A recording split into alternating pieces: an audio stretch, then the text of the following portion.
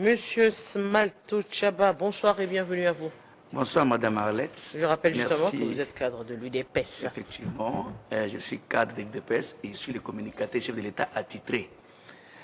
Donc c'est ça, il n'y a pas de fait de polémique là-dessus. Et là je vais commencer avec Biscuit, avec un petit problème que je viens de voir il n'y a pas de jours à travers les réseaux sociaux, qu'un communicateur est passé pour accuser un responsable d'une très grande école, plusieurs écoles d'ailleurs, Madame Sévigné, donc le responsable qui est Willy Bakonga.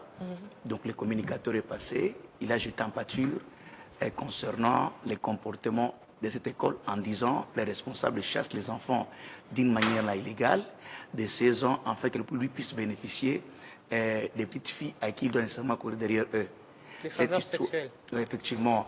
Et je crois que ça a fait couler beaucoup d'encre de salive parce qu'on m'a cité aussi dedans que je suis témoin d'abord oculaire pour aller témoigner. Étant donné que mes enfants étudient là-bas, moi je ne peux pas vraiment jeter en pâture à une personnalité comme Willy Bakonga, un encadreur, un coordonnateur, un parent d'ailleurs, qui encadre mieux d'abord les enfants, qui est tout proche avec les enfants. Je ne vois pas pourquoi on peut jeter quelqu'un l'opprobre sur lui, étant donné que nous sommes en train de passer un moment de turbulence, à qui bientôt il y aura le gouvernement qui est en téléchargement, à qui il y aura des équipements qui seront mis en place. Mais vous comprendrez qu'il y a des moutons noirs qui sont derrière ces communicateurs uniquement pour jeter l'opprobre auprès de M. Willy Bakonga. Je n'ai jamais vu M. Willy Bakonga en face à travers la télé.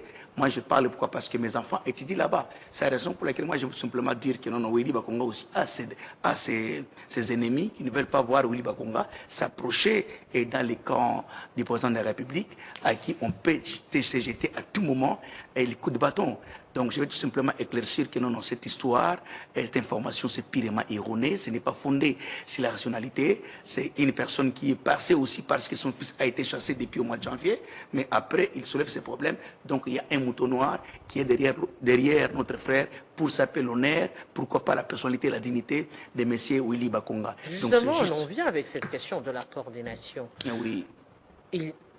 Ça saute aux yeux à ce jour. Oui. Il y a un sérieux problème de coordination, oui. ou encore, j'aimerais pas évoquer la crise de leadership au sein de l'Union sacrée. Ouais. Qui coordonne? Qui donne le mot d'ordre? Qui sont censés exécuter? Aujourd'hui, les cas sont légion, avec des sorties médiatiques intempestives. La dernière, c'est encore sur cette question entre M. Peter Kazadi, mais également le professeur Mbata. Hier encore, c'était la question de la révision de la Constitution avec M. Modeste Bati, le professeur Mbata, M. Evariste Beauchamp. On rentre encore un peu plus loin. Ce n'est pas le ministre des Finances qui donne des informations ou qui contredit le gouverneur de la ville de Kinshasa sur la gestion, la construction des infrastructures, notamment les infrastructures routières. Hier encore, c'était le ministre des Finances et le gouverneur de la Banque centrale. On se dit, comment se passe la coordination au sein de l'Union sacrée? Vous savez que j'ai toujours parlé haut et fort que l'Union sacrée, c'est une coquille vide. Donc quand nous défendons le président de la République, nous devons défendre le chef de l'État avec intelligence. Mais si on commence à défendre le président de la République, avec ça pour ne pas réfléchir d'une manière rationnelle, je pense qu'on est en train de rendre un mauvais service au président de la République. Je veux le parenter avec l'Union sacrée.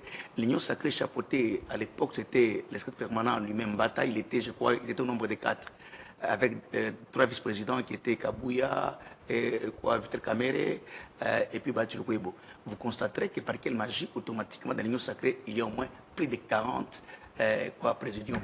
Et automatiquement, c'est la bouillabaisse, ce sont des zizanies qui arrivent où chacun ne veut pas être commandé. Si je pose la question à l'Union sacrée, ça fait combien de temps qu'on n'a jamais tenu une réunion? Ça fait peut-être une année ou bien une année et demie, il n'y a jamais une réunion. C'est-à-dire qu'il y a des années. Lorsque vous trouverez que dans l'Union sacrée, comme ça ne marche pas bien, l'Union sacrée est chapeautée par l'un des l'UDPS, mais à savoir, il y a un président à l'intérim qui est Augustin Kabouya qui engage et qui gère les partis. Lorsqu'on part pour présenter les candidats, donc les candidats doivent quitter dans l'Union sacrée un seul candidat, un seul ticket. Mais aujourd'hui, on a vu dans l'Union sacrée 3 candidats. Mbata présente son candidat, les partis prennent les candidats, Péfi Mansouka prendre le candidat, automatiquement, c'est l'élection de bouillabaisse. C'est un spectacle que je n'ai jamais vu. Et automatiquement, quand ils sont partis dans l'ordre dispersé, c'est Mbata qui gagne avec son candidat. Je ne sais pas ce qui est caché derrière ces candidats. Il passe et Mbata passe pour dire haut et fort que non, les camps de la réflexion, les camps où les chefs de l'État donnent Vous êtes du mauvais côté de l'histoire. et lui nous dit, nous sommes du mauvais côté de l'histoire. Automatiquement, quand ça s'est passé comme ça, et ça crée maintenant des coups de gueule entre Kabouya, entre Mbata et entre Peter Kazadi. Mais dans mon niveau, c'est une ignominie, c'est un spectacle désolant qu'on est en train de démontrer à suffisance combien de fois ne sont pas organisés. Vous comprendrez que les pères fondateurs, s'ils sont de devoir, et ce qui se passe au niveau des